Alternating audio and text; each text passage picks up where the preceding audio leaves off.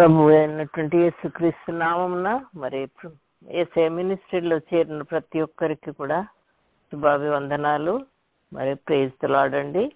దేవుడు నాకు ఇచ్చిన అవకాశాన్ని బట్టి వెళ్ళలేని స్తుతులు చెల్లించుకుంటున్నాము. దేవునికి మహిమ ఘనత ప్రభావం చెల్లును గాక. మరి ఈ సమయం నాకు అనుగ్రహించినటువంటి దేవునికి మరి ఒకసారి కృతజ్ఞత చెల్లించుకుంటున్నాము. గడిచిన కొద్ది రోజుల క్రితము మనము ఆశ్రయపురాల గురించి కొన్ని విషయాలు నేర్చుకున్నాం కదండి. మరి ఈరోజు కూడా అది కొంచెం కంటిన్యూ చేయాలని ఆశపడుతున్నాను. మరి ఆ ఆశ్రయపురాలు ఎక్కడో లేవు, మనందరికి తెలుసు. యెషయా గ్రంథం 1వ అధ్యాయం 20వ అధ్యాయం 1 నుంచి 9 వరకు అక్కడ రాయబడి ఉంటుంది. మనం అది చదువుకున్నట్లయితే దాని యొక్క సారాంశం మనకు చాలా తేటగా అర్థమవుతుంది. మరి ఇశ్రాయేలీయులకు దేవుడు 2 విషయాలు వాగ్దానం చేశాడు.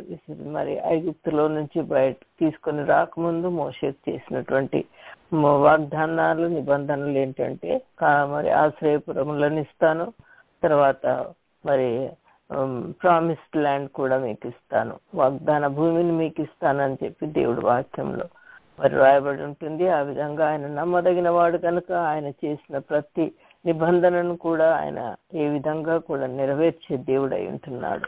మరి ఆ విధంగా మనం గమనించినట్లయితే మరి ఇక్కడ ఈ ఆశ్రయపురాలు ఎందుకు, దేని కొరకని కూడా మనం నేర్చుకున్నాము.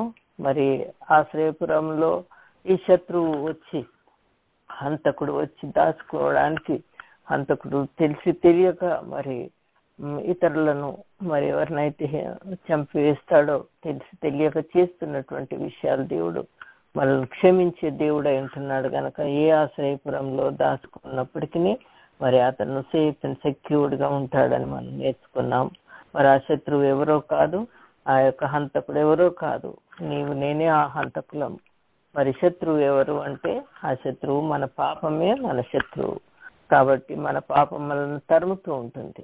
ఎప్పుడైతే దేవునిలో మనం చేరుకుంటామో, దేవునితో సహవాసం చేస్తామో, మరి హెబ్రోన్ అనే విషయంలో, మరి హెబ్రోన్ అనే ఒక మాటకి మరి ఫెలోషిప్ అని, సహవాసం అని, స్నేహం అని మనం నేర్చుకున్నాం. కాబట్టి ఈరోజు కూడా ఆ హెబ్రోన్లో చేరితే దేవుడు మనకు ఎలాంటి మార్పులు ఇస్తాడు, దేవునితో సహవాసం చేరితే ఇలాంటి మార్పులు మన జీవితంలో పొందుకుంటాము. కాబట్టి అవి మనం కొన్ని నేర్చుకోవాలని ఆశపడుతున్నాను. మరి హెబ్రోన్ అనేటువంటి ఆశ్రయపురము 3వ ఆశ్రయపురంగా మనం చూసినాము.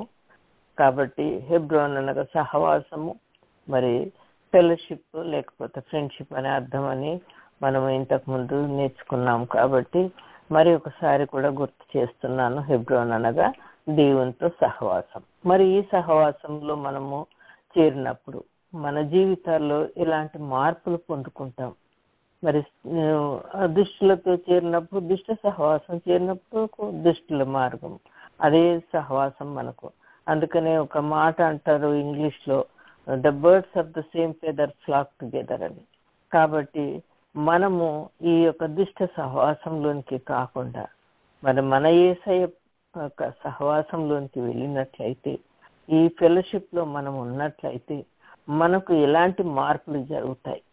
మరి కాబట్టి మనం కూడా పిల్లలకు ప్రార్థన చేస్తాం కదా, మంచి సహవాసాన్ని, మంచి స్నేహితులను అనుగ్రహించమని ప్రార్థన చేస్తాం.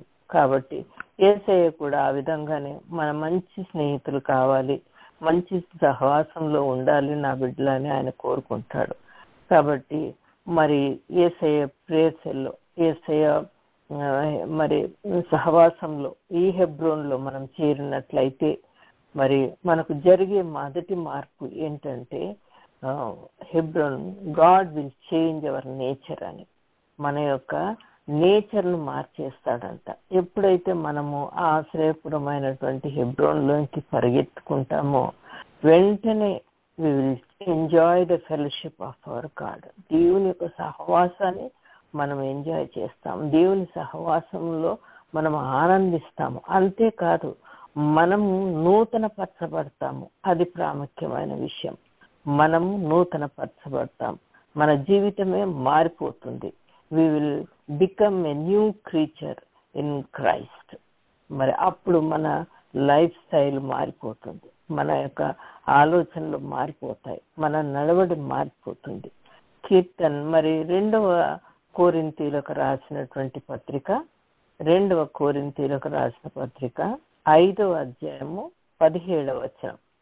కొమ్ల దయచేసి 2వ కొరింథీయులకు రాసిన పత్రిక 5వ అధ్యాయము 17వ వచనం చదవాలని మనవి. కాగా ఎవడైనాను క్రీస్తునందున్న ఎడల వాడు నూతన సృష్టి, పాతవి గతించెను, ఇదిగో క్రొత్తవాయను. చూడండి,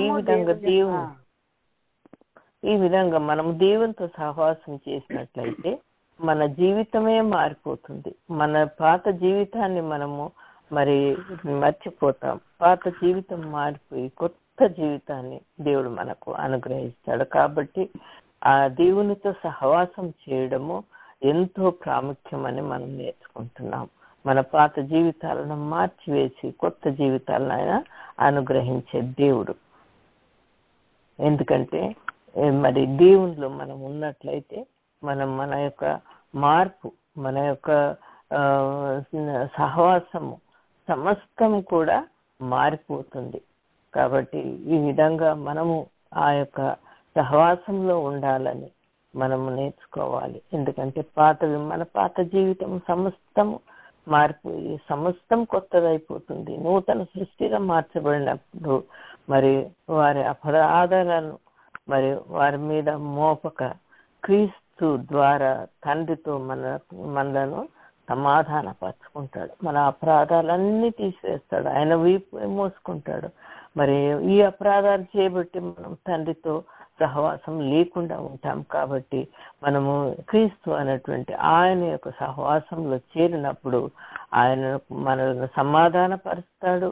మరి ఆ విధంగా మరి అంత మాత్రమే తండ్రితో సమాధానపరచడమే కాదు, కానీ మరి ఆ సమాధాన పరిచర్యను కూడా మనకు అనుగ్రహిస్తాడంట. ఇక ఈ మాటల్లో చెప్పాలంటే మరి ఇంకొక మాటలో చెప్పాలంటే మనం నూతన సృష్టిగా మార్చబడినప్పుడు ఇతరులను సమాధాన పరిచర్యను మన చేతికి అప్పగిస్తాడు. అది దాన్ని అర్థం చేసుకోవాలి. కాబట్టి మత్తయి సువార్త 5:9 ఏమని రాయబడి ఉంటే మనకందరికి తెలిసిన విషయమే. Blessed is the peacemakers for they shall be called the children of God. మరి సమాధాన పరచువారు ధన్యులు, వారు దేవుని కుమారులు అనబడతారు. అదెంత ధన్యత అండి. మనం సమాధాన పరచబడాలి. ఇతరులకు సమాధానం పరచబడటకు మనకు ఆ పరిచర్య ఇచ్చినాడు. కాబట్టి మనము సమాధాన పరిస్తే మరి మనము దేవుని కుమారులం అవుతామంట. కాబట్టి దేవుని కుమారులు అవడానికి ఎంత చక్కటి అవకాశం దేవుడు మనకు అనుగ్రహిస్తున్నాడండి. ఎంతో మంది మరి సమాధానం చేయకుండా ఈ ఇద్దరు పోట్లాడినప్పుడు ఏదో ఒకవైపు తీసుకొని మరి అది నిజమో కాదో సత్యమో కాదో తెలియదు, కానీ మనము అనవసరంగా వాళ్ళిద్దరి మధ్యలో చిచ్చులు పెడుతుంటాం, వాళ్ళిద్దరికి అసమాధానం కలగజేస్తాం. కానీ దేవుని వాక్యం ఏం చేస్తుందంటే మనము మరి సమాధాన పరచువారిగా ఉండాలి. మనము మరి ఎవరైతే సమాధాన పరుస్తారో వారు దేవుని కుమారులు అనబడతారంట.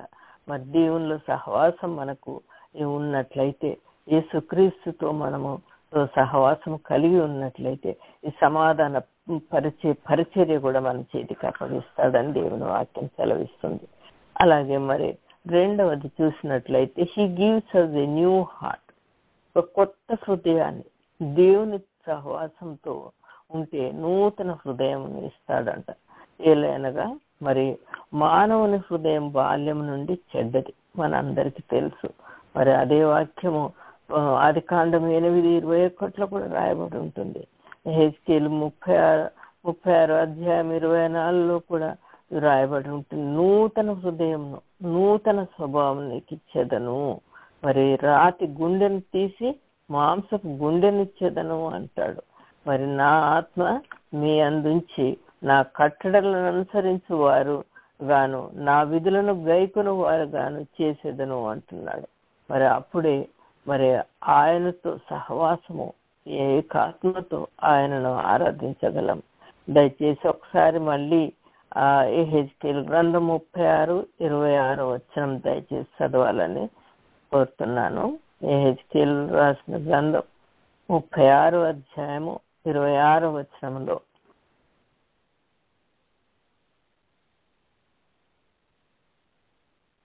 నూతన హృదయము నీకిచ్చదను, నూతన స్వభావము నీకు కలుగ చేసేదను. రాతి గుండె మీలో నుండి తీసివేసి మాంసపు గుండెను మీకిచ్చదను. నా ఆత్మను మీ అందుంచి నా కట్టడలను అనుసరించి వారిని గాను, నా విధులను గైకొను వారిని గాను మిమ్మల్ని చేసేదను.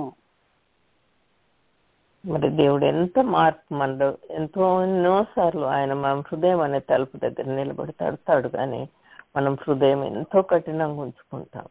కాబట్టి మరి దేవుని దగ్గరికి ఆయన సహవాసంలోనికి వెళ్ళినప్పుడు మరి మనకు ఆయన మన హృదయం ఎటువంటి కఠిన హృదయం అయినప్పటికీ ఆయన దాన్ని మరి కరిగించే దేవుడు అంటున్నాడు, దాన్ని మార్చే దేవుడు అంటున్నాడు.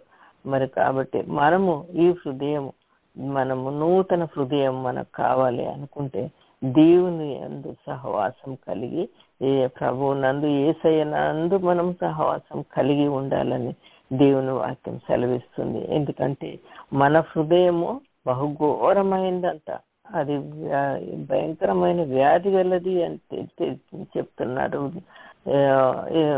ఇర్మియా 17:9 మనం చూస్తాం. అది హృదయం అనేది బహుఘోరమైనది. మరి అదే యెహెజ్కేలు గ్రంథం 11:19 కూడా చూస్తాం, హృదయము బహు కఠినమైందంట అని రాయబడి ఉంటుంది. కాబట్టి మరి ఇలాంటి కఠిన హృదయాలను, ఇటువంటి రాతి హృదయాలను మార్చే దేవుడు ఆయన ఒక్కడే. ఎప్పుడైతే మనము ఆయన సన్నిధిలో ఆయన సహవాసంలో మనం చేరుతామో అప్పుడు మన రాతి హృదయాలను, కఠినమైన హృదయాలను తీసి ఆయన మరి మనకు రాతి హృదయాలను తీసివేసి మాంస హృదయాలను అనుగ్రహిస్తాడు. ఆయన తర్వాత మూడవది మనం గమనించే he will put a new spirit in us, మనలో ఒక నూతన ఆత్మను అనుగ్రహిస్తాడంట. ఏ విధంగా అనుగ్రహిస్తాడంటే, మనము ఒక ఎగ్జాంపుల్ మనం తీసుకున్నట్లయితే అపోస్తలుడైనటువంటి సౌలు గారు ఉన్నప్పుడు ఆయన ఎంతో హింసించేవాడు. మరి క్రైస్తవులను శ్రమ పెట్టినంత, హింస పెట్టినంత వాడు ఇంకెవరు లేరు అని మనం వాక్యంలో చూస్తాము. కానీ దమస్కు పోయే మార్గంలో దేవుడు ఆయనను దర్శించి మరి సౌలును పౌలుగా మార్చడం మనం అక్కడ గమనిస్తాము. ఆయనకు నూతన హృదయాన్ని, నూతనటువంటి ఆత్మను ఆయనకు అనుగ్రహించినాడు. కాబట్టి మనం ఎప్పుడైతే ఆయన సహవాసంలో చేరుతామో మన కఠినమైన హృదయము, మన యొక్క హృదయాన్ని సంపూర్తిగా మార్చి మనకు నూతన ఆత్మను ఆయన అనుగ్రహిస్తాడని మనం గ్రహించుకోవాలి. అది Proverbs 3:5 చూస్తే, మరి సామెతల గ్రంథం 3:5 చూస్తే కొన్నిసార్లు మన సబుద్ధిని ఆధారం చేసుకుంటాం. అలా కాకుండా పూర్ణ హృదయంతో యెహోవాను యందు నమ్మిక ఉంచిన యెడల మన ప్రవర్తన ఆయనకు అధికారంలో ఉంటుంది. మన యొక్క జీవితము, మన యొక్క ప్రవర్తన సమస్తం ఆయన అధికారంలో ఉంటుంది. మనలో ఆయన మన మార్గాలను ఆయన సరళం చేస్తాడు. ఎందుకంటే మనము పాత జీవితంలో, ఎంతో పాప జీవితంలో జీవిస్తూ ఉంటాం. మనం గమనించినట్లయితే మరి ఈ యొక్క సమరయ స్త్రీ జీవితం చూస్తే ఎంతో ఘోరంగా ఉంటుంది. కానీ ఎప్పుడైతే ఆయన సహవాసాన్ని గుర్తుపట్టిందో, ఎప్పుడైతే యేసయ్యను గుర్తెరిగిందో ఆమె జీవితమే మారిపోయింది. మరి అందరినీ, ఎంతో మందిని దేవుని దగ్గరికి, ఆ సమయంలో ఉన్న వారిని అందరినీ కూడా క్రీస్తు దగ్గరికి తీసుకొని వచ్చి ఆయన సువార్తను ప్రకటించినట్లు మనము వాక్యములు చూస్తాం. అలాగే దావీదు మహారాజు ఏమంటాడంటే, నీ ఎదుట నేను పాపం చేయకుండానట్లు నా హృదయంలోని వాక్యమును ఉంచుకొని ఉన్నాను అంటున్నాడు. కాబట్టి దేవుని వాక్యం అంటే ఆయన సహవాసమే. కాబట్టి ఆయన సహవాసం మనకుంటే మనం ఇలాంటి పాపంలో కూడా, శోధనలో కూడా పడిపోకుండా ఉంటామని మరి దావీదు మహారాజు ఆయన యొక్క మరి ఎక్స్పీరియన్స్ ద్వారా ఆయనకున్నటువంటి అనుభవపూర్వకంగా ఈ వాక్యం రాయబడి ఉంటుంది. అలాగే మరి సామెతల గ్రంథం 4:23 చూస్తే నీ హృదయంలో నుండి జీవధారలు బయలుదేరినంట. మరి ఎప్పుడైతే దేవునితో సహవాసం మనం చేస్తే, ఎప్పుడైతే దేవునితో మనం ఉంటే, ఆయన యొక్క స్నేహితము కలిగి ఉంటే మన హృదయాల్లో నుండి జీవధారలు బయలుదేరుతాయంట. కాబట్టి అన్నిటికంటే మరి హృదయం మనము భద్రంగా కాపాడుకోవాలని వాక్యం ద్వారా సెలవిస్తున్నది. కాబట్టి మనం కూడా మన హృదయాన్ని, మరి మన హృదయమే ఆయన ఆలయం అని నేర్చుకున్నాం కదా. మరి ఆయన హృదయాన్ని ఎంత భద్రపరిచి ఉండాలంటే మనం ఆయనతో సహవాసం చేసినప్పుడు మన హృదయం కూడా ఎంతో భద్రంగా ఉంటుంది. కాబట్టి మరి హెబ్రీలకు రాసిన పత్రిక దయచేసి చదవండి. హెబ్రీలకు రాసిన పత్రిక 4వ అధ్యాయం 12వ వచనం. హెబ్రీలకు రాసిన పత్రిక 4వ అధ్యాయం 12వ వచనం. ఎందుకనగా దేవుని వాక్యము సజీవమై బలము గలదై రెండంచులు గల ఎటువంటి ఖడ్గము కంటెను వాడిగా ఉండి ప్రాణాత్మలను కీళ్లను మూలుగను విభజించునంత మట్టుకు దూరుచు హృదయము యొక్క తలంపులను ఆలోచనలను శోధించుచున్నది. చూడండి, దేవుని యొక్క వాక్యము ఆయనతో సహవాసం చేస్తే, ఆయన వాక్యం మనం చదువుకుంటే, మరి ఆయన వాక్యం ఎంత సజీవము గలది, మరి అది ఎప్పటికీ చావు లేదు దానికి అనేది నేర్చుకోలో. అది ఎంతో బలమైందంట. మరి అది రెండంచులు గల ఖడ్గము, వాడి గల ఖడ్గం వంటిది అని. పాపాత్మలను మరి కీళ్లను మూలుగులను విభజించినంతగా మటుకు కూడా అది దూరిపోతుందంట. కాబట్టి మన హృదయంలో ఉన్నటువంటి తలంపులను, ఆలోచనలను, అవన్నిటిని కూడా అది పరిశోధిస్తుంది. కాబట్టి మనము దేవుని యొక్క వాక్యం నుంచి, దేవుని సహవాసం నుంచి మనం తొలగిపోకుండా ఉన్నట్లయితే మనం భద్రంగా ఉంటాం. లేకపోతే మనం ఈ శోధనలో పడిపోతాం. ఈ తలంపులు ఇవన్నీ కూడా మరి దేవునికి దూరం అయిపోతాం. కాబట్టి మనము కూడా దేవుని సహవాసంలో చేరాలని ఈ వాక్యం ఎంతో బలము గలది అని, సజీవము గలది అని మనం నేర్చుకుంటున్నాం. తర్వాత మూడవది మనం గమనించినట్లయితే, ఈ యొక్క సహవాసంతో, ప్రభు అయినటువంటి క్రీస్తు సహవాసంలో, హెబ్రోన్ అనే సహవాసంలో మనము చేరినట్లయితే ఈ సహవాసానికి, మరి ఈ యొక్క ఫ్రెండ్షిప్ కు మరి ఎలాంటి మార్పులు ఉండవంట.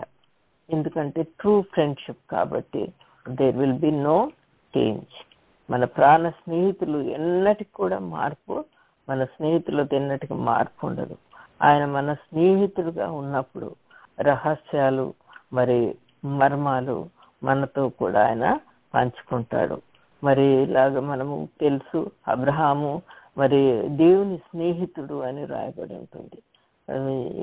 ఆదికాండం 18:17 చూస్తే అక్కడ ఏమని రాయబడి ఉంటుందని, సొదొమ గొమొర్ర నాశనం చేయడానికి, ఆ పాపం నాశనం చేయడానికి ఆయన కొంత దూరం వెళ్ళి నా స్నేహితునికి నేను దాచెదనా అంటాడు. ఈ రహస్యాన్ని చెప్పకుండా ఉంచేదనా అంటాడు. కాబట్టి ఆ రహస్యం ఆ యొక్క మరి వెంటనే తిరిగి వచ్చి అబ్రహాముతో చెప్తాడనమాట. ఇలాగా నేను చేయబోతున్నాను. కానీ అబ్రహాము ఎంతో గోజాడుతాడు. కానీ మరి అక్కడ ఒక 5 కూడా లేనటువంటి పరిస్థితి, అంత పాపంతో నిండిపోయినటువంటి ఆ యొక్క సొదొమ గొమొర్ర విషయం మరి యెహోవా దేవుడు మరి ఈ అబ్రహాముతో పంచుకున్నట్లు చూస్తాం. అలాగే మనము లూకా సువార్త 24:15 కూడా మరి యేసు ప్రభు తన శిష్యులకు మర్మాలు, రహస్యాలు మరి అవన్నీ కూడా బయలుపరిచినాడు. మన దేవుణ్ణి ప్రార్థించి అన్ని మరి దేవునితో ప్రార్థన చేసి, తండ్రితో ప్రార్థన చేసి, మరి బైబిల్లో ఉన్న ప్రతి రహస్యాన్ని కూడా ఆయన తన శిష్యులతో పంచుకున్నాడు. ఆయన స్నేహాల్లో మార్పు ఉండదు. దేవునితో మరి శిష్యులు ఆయన స్నేహితులుగా మారిపోతారు. ఎల్లప్పుడూ మరి ఆయన స్నేహము ఎన్నటికి కూడా మారిపోనటువంటి స్నేహం. కాబట్టి మనము ఆ యొక్క మరి దేవునితో సహా యేసయ్యతో సహవాసం చేసినట్లయితే అటువంటి మరి స్థితి మనకు కూడా వస్తుంది. మనం కూడా ఆ యొక్క ప్రాణ స్నేహితుడుగా మనకు ఉంటాడు. మరి అంత మాత్రమే కాదు, మనం ఏం చేస్తామంటే కొన్నిసార్లు మరి మన పొజిషన్, వాళ్ళ ఇతరుల పొజిషన్ బట్టి, లేకపోతే వాళ్ళ సౌందర్యాన్ని బట్టి, వాళ్ళ ఐశ్వర్యాన్ని బట్టి స్నేహితం చేస్తాం. కానీ మన దేవుడు మాత్రము మరి ఆయన మార్పు చెందని దేవుడు అంటున్నాడు.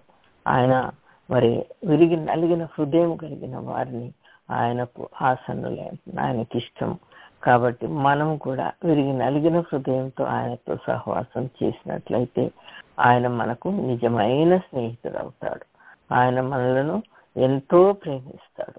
మరి ఆ ట్రూ ఫ్రెండ్షిప్ అనే దాంట్లో there will not be any change అనమాట. దేవుడు మనకు ఎల్లప్పుడూ ఒక స్నేహితుడిగా ఉంటాడు. 4వది గమనించినైతే మరి ఈ ట్రూ ఫ్రెండ్షిప్ లో there will be no separation. మరి ప్రాణ స్నేహితులు ఇద్దరు కలిసి ఉంటే, ఎన్నోసార్లు మన పేరెంట్స్ కూడా చెప్తారు, వద్దురా ఎందుకు సహవాసం చేస్తాం. కానీ మన ప్రాణ స్నేహితులు ఉన్నప్పుడు మరి మన మధ్యలో ఎడబాటు అనేది ఉండదు. వారి మనసు, మరి వారి తలంపులు, వారి క్రియలు, మరి వారి నడక ఒకే, మన ఇద్దరిది కూడా ఒకే మాదిరిగా ఉంటుంది. మరి మరణము కానీ ఆ స్నేహంను ఎడబాటు చేయదు. అలాగే మన ప్రభువు కూడా మనలను విడిచిపెట్టాడు. రోమీలకు రాసినటువంటి పత్రిక దయచేసి కొమల ఇది చదవండి. రోమీలకు రాసిన పత్రిక 8వ అధ్యాయం 38, 39 దయచేసి చదవమని. రోమీలకు రాసిన పత్రిక 8వ అధ్యాయం మరణమైనను జీవమైనను దేవదూతలైనను ప్రధానులైనను ఉన్నవి అయినను రాబోవునవైనను అధికారులైనను ఎత్తైనను లోతైనను సృష్టింపబడిన మరి ఏదైనను మన ప్రభు అయిన క్రీస్తు యేసునందలి దేవుని ప్రేమ నుండి మనలను ఎడబాప నేరవని రూఢిగా నమ్ముచున్నాను. చూడండి, మరణమైనను మరి ఏదైనా కూడా మరి దేవుని యొక్క ప్రేమ నుండి మనలను ఎడబాప నేరదు అని చెప్పి వాక్యం సెలవిస్తుంది. కాబట్టి అంటే ఆయన మనకు ఎంతో ప్రాణ స్నేహితుడు. కాబట్టి ఎటువంటి కష్టం వచ్చినా, ఎటువంటి ఆపద వచ్చినా, ఎటువంటి ఇబ్బందులు వచ్చినప్పటికీ ఆయన మనలను విడిచి ఎవరు కూడా ఆ స్నేహాన్ని మరి విడదీసే ఆస్కారం లేదు అని చెప్పి తెలుసుకోవచ్చు. అలాగే మరి మరి డ్యూటరానమీ 31:8 కూడా మోషే మరి జాషువాతో ఈ నిబంధన చేస్తాడు. ఏమని అంటే మరి ఆయన యెహోవా నీకు తోడైండును, నిన్ను విడువడు, మరి ఎడబాయడు, భయపడకమని ధైర్యపరుస్తాడు. కాబట్టి మనతో కూడా యేసయ్య నిత్యం ఉంటాడు. మరి మోషే యెహోషువతో ఈ మాట చెప్తాడు అనమాట. ఆయన నీకు తోడై ఉంటాడు, నువ్వేమి భయపడకు, ముందుకు నడువము, వీరిని కూడా ఇశ్రాయేలును నడిపించమని ధైర్యపరుస్తాడు. ఎందుకంటే ఆ దేవుడు నమ్మదగిన వాడు కనుక. ఆ విధంగానే యేసయ్య కూడా మనతో నిత్యము ఉంటాడని మనము గ్రహించుకోవాలి.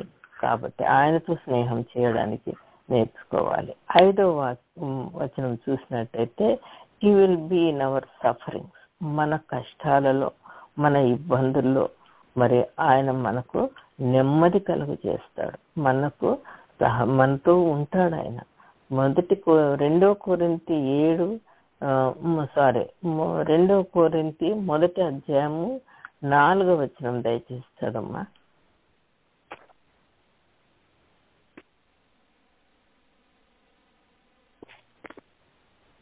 2 కొరింథీ మొదటి అధ్యాయం 4వ వచనం. మొదటి అధ్యాయం 4వ వచనం. దేవుడు మిమ్మును ఏ ఆదరణతో ఆదరించుచున్నాడో ఆ ఆదరణలో ఎట్టి శ్రమలలో ఉన్న వారినైనను ఆదరించుటకు శక్తి గలవారమగునట్లు ఆయన మా శ్రమ అంతటిలో మమ్మను ఆదరించుచున్నాడు.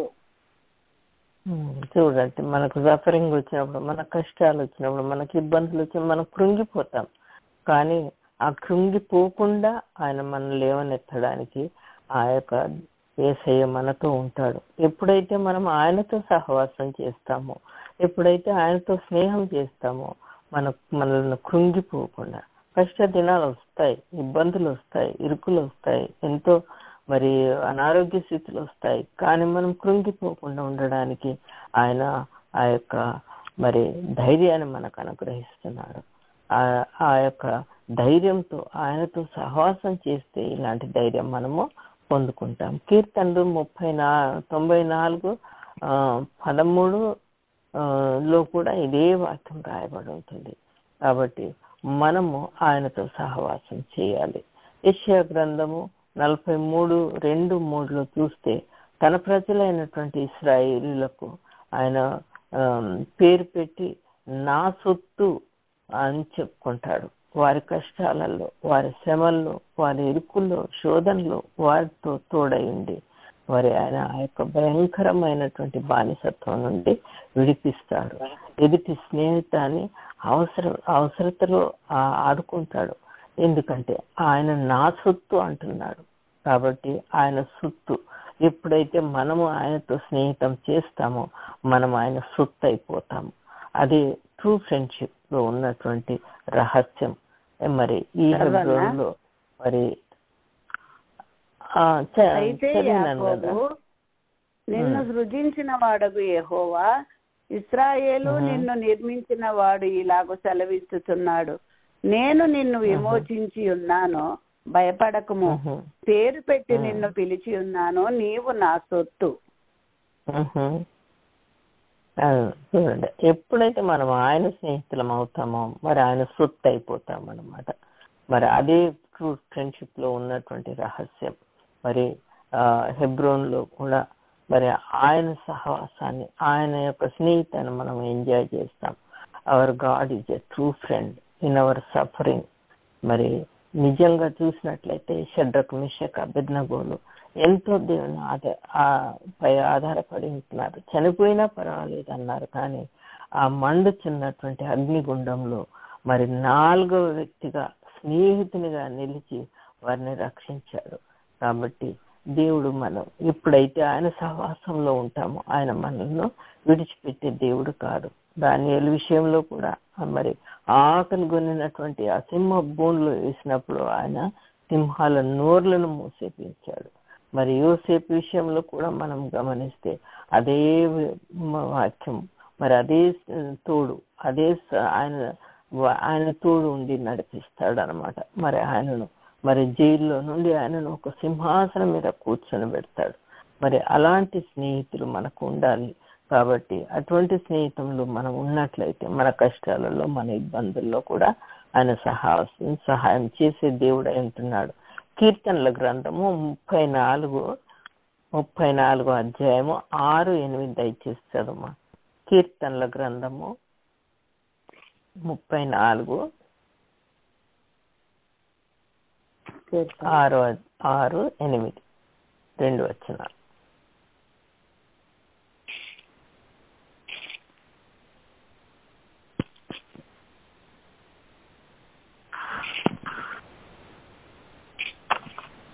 ముప్పై 34:6-7-8 ఈ దీనుడు మొరపెట్టగా యెహోవా ఆలకించెను, అతని శ్రమలన్నిటిలో నుండి అతన్ని రక్షించెను. యెహోవా యందు భయభక్తులు గల వారి చుట్టూ ఆయన దూత కావలి ఉండి వారిని రక్షించును. చూడండి, మనం ఇంతవరకు చూసినాం కదా. మరి యోసేపు విషయంలో, దానియేలు విషయంలో, షడ్రక్, మెషక్, అబేద్నెగోల విషయంలో కూడా దేవుడు ఆయన దూతలను కావలి ఉంచుతాడంట. కాబట్టి ఇటువంటి మరి సహవాసంలో, మరి ఇటువంటి ఆదరణ కలిగే సహవాసంలో మనం ఉండాలి అని దేవుని వాక్యం సెలవిస్తుంది. మన సొంత జ్ఞానం కాదండి, దేవుని యొక్క సహవాసంలో ఉండాలని. మరి చివరి ఇంకొకటిగా చూస్తే she will be with us in our sorrows అంట. దుఃఖ సమయాల్లో మన తీరులను పోగొట్టుకున్న సమయాలు ఎన్నో ఉన్నాయి. ఎన్నో కష్టాలలో ఇబ్బందుల్లో ఉన్న సమయంలో మరి ఆయన మరి వాక్యం సెలవిస్తుంది, అంధకారపు లోయలో సంచరించినను ఏ అపాయములకు భయపడవద్దు అని ఎంతో ఆదరిస్తున్నాడు. ఆయన దుడ్డుగర్రయ్యి మరి ఆయన మనల్ని ఆదరిస్తుంది అని చెప్పి దేవుని వాక్యం సెలవిస్తుంది. కాబట్టి ఆయన మనం ఎలాంటి మరి సమయంలో ఉన్నప్పటికీ, గాఢాంధకారపు లోయలో ఉన్నప్పటికీ మరి మనము ఆయన దుడ్డుగర్రయ్యో ఆయన మరి మనతో ఉంటుంది అని, ఆయన దండం మనతో ఉంటుందని మరి దావీదు మహారాజు ఆయన ఒక ఎక్స్పీరియన్స్ ద్వారా మనందరూ కూడా ఆయన రాసిన వాక్యం ద్వారా ధైర్యపరచబడుతున్నాం. ఎందుకంటే ఆయన విడువని ఎడబాయని స్నేహితుడు. మరి అదే దావీదు అంటాడు, యెహోవా నా కాపరి, నాకు లేమి కలగదు అంటాడు. నిజంగా ఆయన మన కాపరి, మనకి ఏమి కూడా లేమి అనేది ఉండదు, అన్ని సమృద్ధిగా అనుగ్రహించే దేవుడు.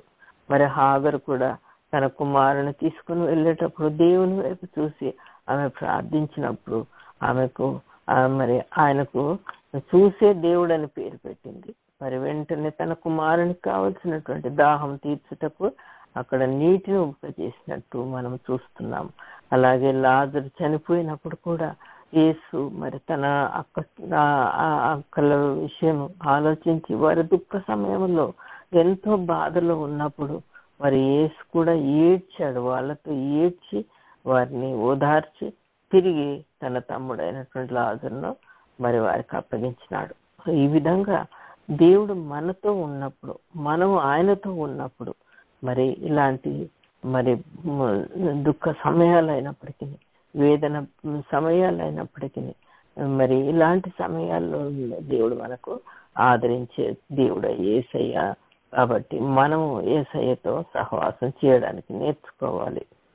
తర్వాత మరి 6వది మనం గమనించినట్లయితే he will be with us in our salvation, మన రక్షణలో కూడా ఆయన ఉంటాడు. మరి ఆయన రక్షణ మనకు అనుగ్రహించకపోతే సమస్తము వ్యర్థమే. కాబట్టి మరి మన హృదయం అనేటువంటి తలుపును తట్టిన వెంటనే లోపల చేర్చుకోవాలని, ఆ గడియ తీయాలని ఆయన ఎదురు చూస్తాడు. దయచేసి ప్రకటన గ్రంథము 3వ అధ్యాయము 20వ వచనం చదవండి. ప్రకటన గ్రంథము 3వ అధ్యాయము 20వ వచనం.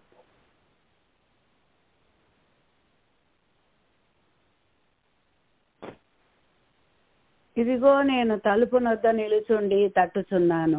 ఎవడైనానో నా స్వరం విని తలుపు తీసిన ఎడల నేను అతని యొద్దకు వచ్చి అతనితో నేనును, నాతో కూడా అతడును భోజనము చేయుదుము.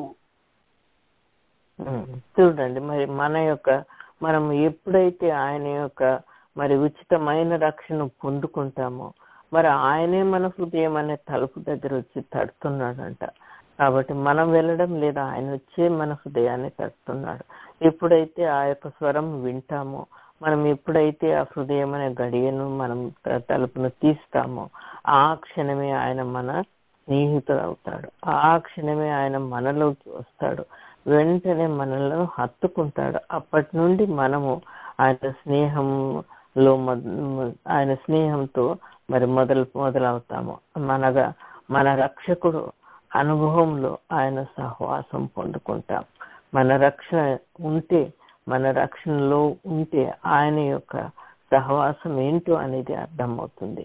కాబట్టి మరి ఆయన స్నేహితం మనతో పంచుకుంటాడు. కాబట్టి మనము ఈ రోజే, ఈ క్షణమే, నేడే రక్షణ దినము అనేది గ్రహించుకొని ఆయనతో కలిసి సహవాసం చేయుటకు, మరి ఆయనతో ఉండుటకు మనము మరి ఆతృత పడతాము.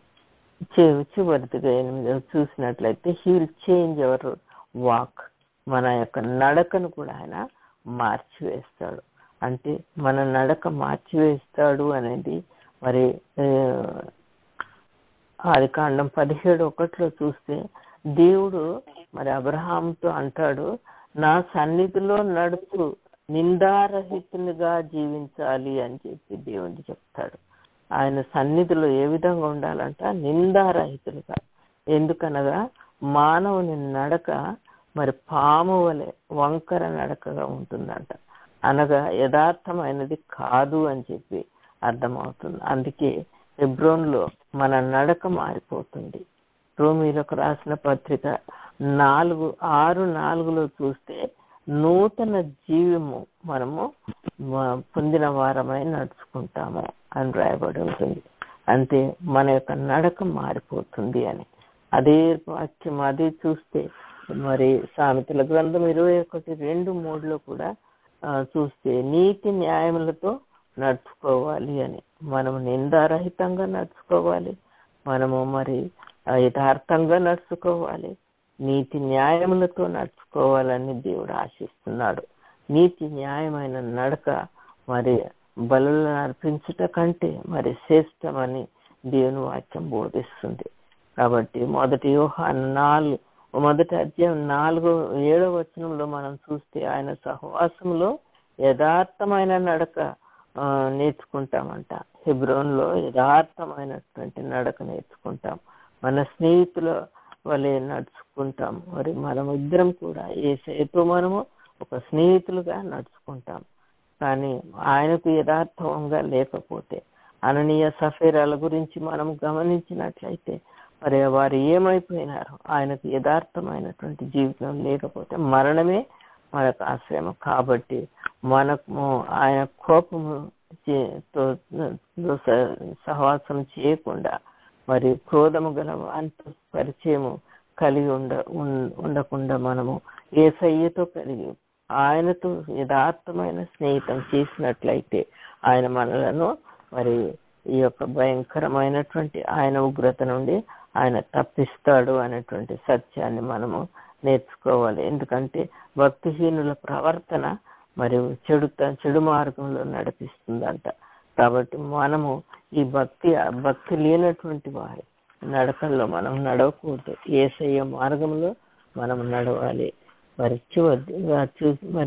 చూసినట్లయితే ఫ్రెండ్షిప్ లో దేవుని మరి ఆయన యొక్క ట్రూ ఫ్రెండ్షిప్ లో will be with us in our ministry. మరి మినిస్ట్రీ కూడా ఈ యొక్క దేవుని యొక్క పరిచర్య కూడా మనకు అప్పగిస్తాడంటే ఎప్పుడైతే మనము దేవుని సహవాసము యేసయ్య సహవాసంలో ఉంటామో మరి మనం కూడా ఆ యొక్క మరి సహవాసంలో ఉండి మరి ఆయన పరిచర్యలో కూడా తోడై ఉంటామంట. మత్తయి సువార్త 8:28-16-20 చూస్తే మరి God give commission to his disciples. మరి వాడిని ఏం చెప్పాడు? బోధిగంతముల వరకు నా సువార్త ప్రకటించుము అని చెప్పి దేవుడు వారికి ఒక ఆజ్ఞ ఇచ్చాడు. నేను మీతో మరి ఎన్నాళ్ళు ఇంతవరకు మరి ఉంటాను, కాబట్టి మీరు వెళ్ళి బోధించాలి అని చెప్పి దేవుని వాక్యము వారితో చెప్తా ఉంది. అదే యోహాను సువార్త 21:10 కూడా సీమోను పేతురు మరి ఆయన వారు చేపల పట్ట జాలర్లు, వాళ్ళకి ఎంతో నైపుణ్యత ఉంది. కానీ రాత్రి అంతా శ్రమ పడినారు, ఒక్క చేప కూడా దొరకదు. కానీ తెల్లవారిన వరకు వారు ఆ వలలను వేస్తూనే ఉన్నారు. కానీ అప్పటికి కూడా ఏమన్నా యేసయ్య ఎప్పుడైతే వాళ్ళతో వచ్చాడో, యేసయ్య ఎప్పుడైతే వారి ప్రక్కన ఉన్నాడో అప్పుడు మరి ఆయన ఏమన్నాడు? ఈ వలను ఇటువైపు వేయండి, కుడివైపు వేయండి అని ఆయనతో వారితో చెప్పినప్పుడు వాళ్ళందరూ మరి అంత విస్తారమైన చేపలు పట్టారు. కాబట్టి అనగా ప్రతి పనిలో కూడా ఆయన మన తోడుగా ఉంటాడని తెలుసుకోవాలి. మరి మత్తయి సువార్త 11:28-29 కూడా ప్రయాసపడి భారం మోసుకొనుచున్న సమస్త జనులారా నా యొద్దకు రండి, నేను మీకు విశ్రాంతి కలుగజేతును. మీ మీద నా కాడి ఎత్తుకొని నా యొద్ద నేర్చుకోండి అంటాడు. కాడిని ఎత్తుకొని మరి ఆయన మనం పరిచర్య చేసేటప్పుడు మరి చాలా మందికి తెలుసో తెలీదో కానీ ఒక బండికి ఒక కాడి ఉంటుంది. ఒక అటువైపు ఒక పశువును, ఇటువైపు ఒక పశువును కడతారు. కట్టినప్పుడు మరి వెలుపల దాపలు అంటారు. కానీ మరి బరువంతా కూడా ఒక పశువేమో వస్తుంది. ఆ విధంగా యేసయ్య కూడా మనకు పేరుకు ఏదో మన మెడ మీద వేస్తాడు, కానీ ఆయన భారం అంతా ఆయన మోస్తాడు. కాబట్టి ఆయన మన మినిస్ట్రీలో కూడా ఉంటాడు. మనం చేసేటువంటి పరిచర్యలో కూడా ఆయన మన తోడై ఉంటాడు. కాబట్టి మరి ఈ యొక్క సహవాసంలో మనం ఉన్నట్లయితే ఆయన మన వైపు ఉండి, మనం కుడివైపున ఉండి మన భారం అంతా ఆయన మోస్తాడనమాట. కాబట్టి ప్రభు పరిచర్య భారం అంతా కూడా తనపై మోసుకుంటాడు. కానీ సేవంతా మనమే చేసినట్టు మనలను అభినందిస్తుంటాడు, కానీ మనం మెచ్చుకుంటాడు మీరే చేస్తున్నారని. కానీ చేసేదంతా ఆయనే. ఆయన ఈ విధంగా మనము ఆయన పరిచర్యలో తోడుగా మనకు ఉంటాడనేటువంటి విషయము నేర్చుకుందాం. చివరిగా చూసినట్లయితే you will be with us in eternity. మరి నిత్యత్వంలో కూడా ఆయన ఉంటాడు. మరి ఎప్పుడైతే మనము రక్షణ పొందుకుంటామో, ఎప్పుడైతే ఆయన సహవాసంలోనికి వస్తామో, అప్పటి నుండి చివరి వరకు మనము నిత్యత్వంలోనికి వెళ్ళేంత వరకు కూడా ఆయన మనతో ఉంటాడు. మరి మత్తయి సువార్త 28:20 కూడా ఏం చెప్తాడు? శిష్యులతో అంటాడు ఏమంటే, యుగ సమాప్తి వరకు సదాకాలం మీతో ఉంటాను అని చెప్తాడు. మరి తిరిగి ఒకసారి మనము ఇవన్నీ కూడా దేవుని యొక్క సహవాసంలో మనం ఎంత చక్కని విషయాలు ఈరోజు చూసినామంటే, ఆయన నిత్యత్వము వరకు కూడా మనతో ఉంటాడు అని చెప్పి. కాబట్టి హెబ్రోన్ అనేటువంటి ఆశ్రయపురంలో మనము వెళ్ళినట్లయితే, ఆ ఆశ్రయపును దేవునితో యేసయ్యతో మనం సహవాసం చేసినట్లయితే మరి ఇవన్నీ కూడా మనము పొందుకుంటాము. మొదటిగా మనం గమనిస్తే మనము he will give us a new nature, రెండవది he will give us a new heart, మూడవది he will give us a new spirit, నాలుగవది ట్రూ మనకు ఆయన he will be a true friend.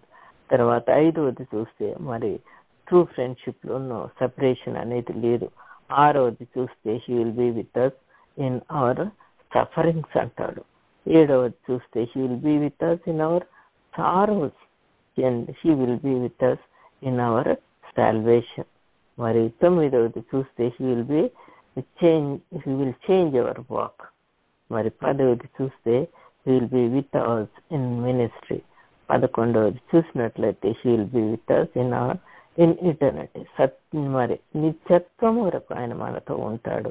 కాబట్టి మనం అందరం కూడా యేసయ్య సహవాసంలో వారి పందులు పుంజుకొని ఆయనతో ఆ సహవాసం మనము ఉండి మరి ఇవన్నీ కూడా మనము నిత్యత్వం వరకు కూడా మనము ఇవన్నీ సహవాసం పొందుకోవాలని దేవుని వాక్యం ద్వారా మనం అందరం హెచ్చరింపబడుతున్నాం. దేవుడి యొక్క వాక్యాన్ని మనందరి వినికిడిలో ఆశీర్వదించును గాక. ఆమెన్. ఆమెన్.